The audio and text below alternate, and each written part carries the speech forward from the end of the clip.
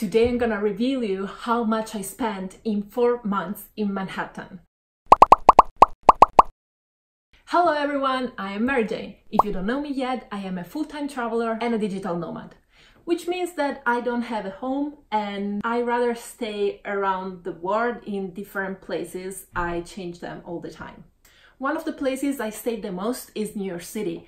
I went there as a first destination when I became a full-time traveler in March 2018. I fell in love with the place and I kept going back all the time. And I recently spent there 4 entire months because I wanted to feel what it means to live in New York City. I wanted to experience the real lifestyle of the city when you actually live there, not only when you travel. But of course, because I am a nomad for choice, and for choice I don't have a house, I don't have a rent or anything, my experience in those 4 months was not exactly the same as any other inhabitant of New York City.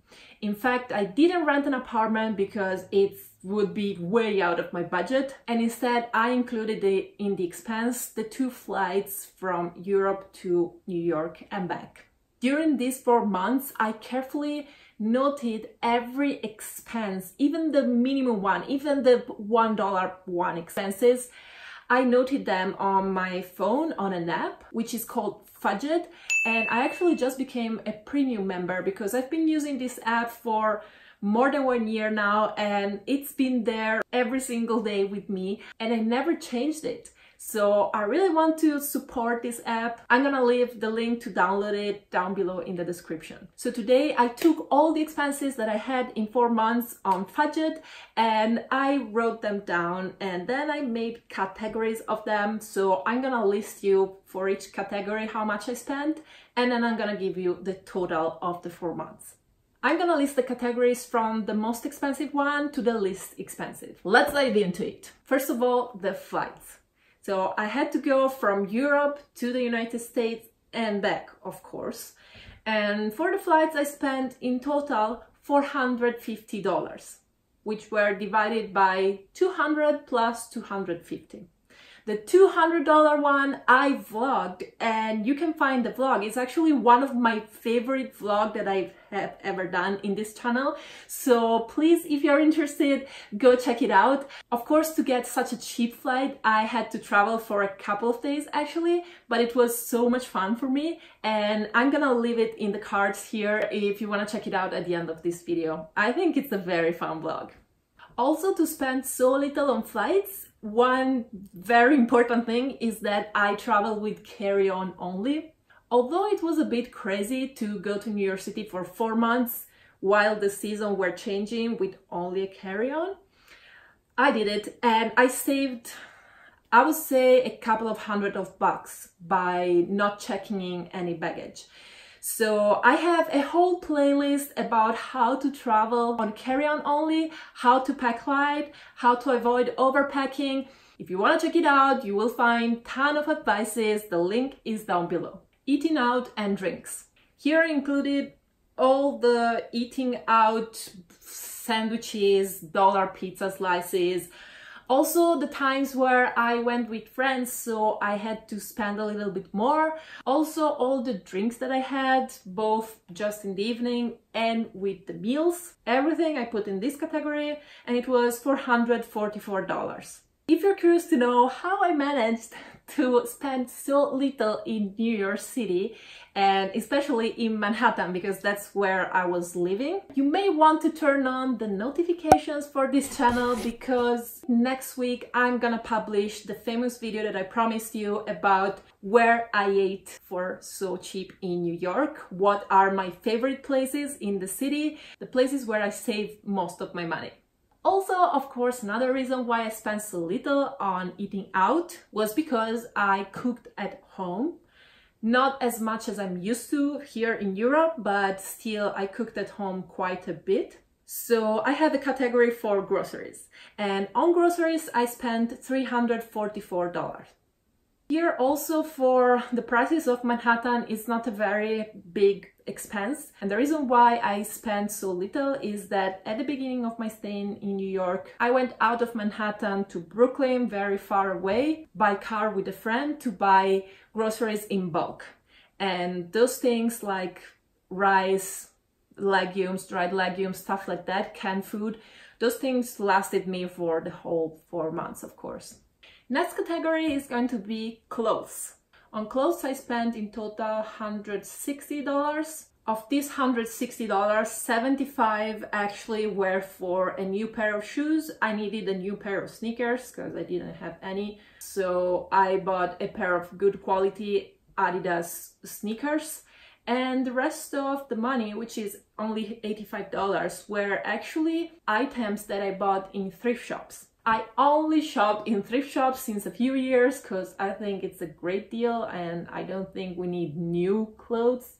And I do it mostly for environmental reasons. As many of you know, the fast fashion industry has become one of the 3 most polluting industries in the world. So I think we should be more cautious about the choices that we make regarding clothes.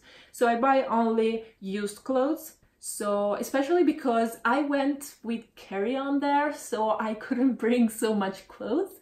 And you have to understand that I was there since early spring, so it was very cold still, until full summer, 40 degrees summer. So I had to buy a little bit more clothes, some items extra there.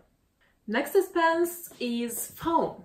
When I travel, I almost always buy local SIM cards. That's the most efficient way of using a phone, being connected, that I found so far. In USA, SIM cards are pretty expensive. For a monthly plan of, I think, 10 gigabytes or 20, I don't remember. To be honest, in New York City, there's Wi-Fi everywhere, so I didn't really use that much of gigabytes. Then you have unlimited calls, unlimited SMS. For this monthly plan, I paid with T-Mobile, which is, I think, the cheapest company, $45. So I did it for 3 months, whereas at the last month I realized that I didn't need so many gigabytes, and they had also a monthly plan with only 2 gigabytes and nothing else for only $10. So I did that, but I also had to pay for a new SIM card, $10. So in the future, when I'm going to go back to New York, I'm gonna do the $10 monthly plan all the time because it's way more convenient. The only problem is that in America, I discovered you pay also if you receive SMS and calls, which to me doesn't make much sense. In Europe, it's not like that. Next expense is my favorite one, and it is for the bicycle. My subscribers know at this point that I love bicycles. I love cycling around, especially the cities, and I paid in total for the bicycle only $134, which were $50 for the bike itself. Of course, I bought it used. I bought a very old bike that I found on Craigslist. It was just staying very dusty in a basement. I spent $50 to fix it and then $34 to buy a pretty sturdy and solid lock.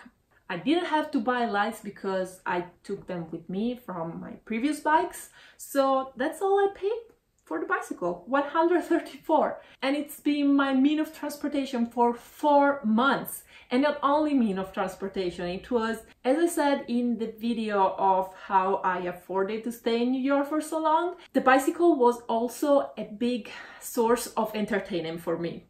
So this is absolutely my favorite category of expense.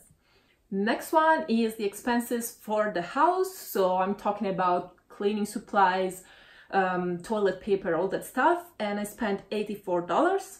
On electronics, which is mainly gear for my filming videos, I spent $76. Drugstore, which is shampoo, sunscreen, cream, stuff like that, is $55. $31 on books. Also, these were all used. $21 for MetroCard, which I used just a little bit and mainly with my bike, maybe to come back from very far away places. $20 on cabs, and the last expense is just random donations to street artists, street musicians, and so on, and it was $12. So the total that I spent in 4 months in Manhattan is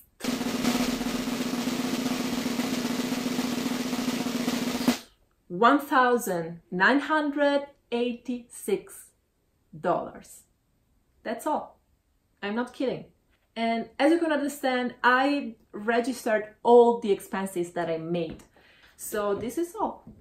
$2,000 for 4 months in Manhattan. So it's on average $500, which is actually the average expense that I have in my digital nomad life. Usually I spend more on flights and transportation, of course, because maybe I travel around more. This time I stayed in only one place, but it was Manhattan. Manhattan is very expensive, so I'm actually proud of what I was able to do. And I make these videos to show you guys that even if you are broke, even if you don't have much money, maybe you are a student so you cannot work much, or maybe you're just a freelancer or you just started out your own business, I don't know. You can have any reason to not have a very big income or not have a steady income like I do. I want to show you that you don't need to give up all your dreams. If your dreams is traveling like it was for me, you can do it. And I give you tons of advices about traveling cheap on my channel. So if you want to learn more about that or you want to support my channel, please share my videos, watch the other ones that I linked in the description below, and subscribe to the channel.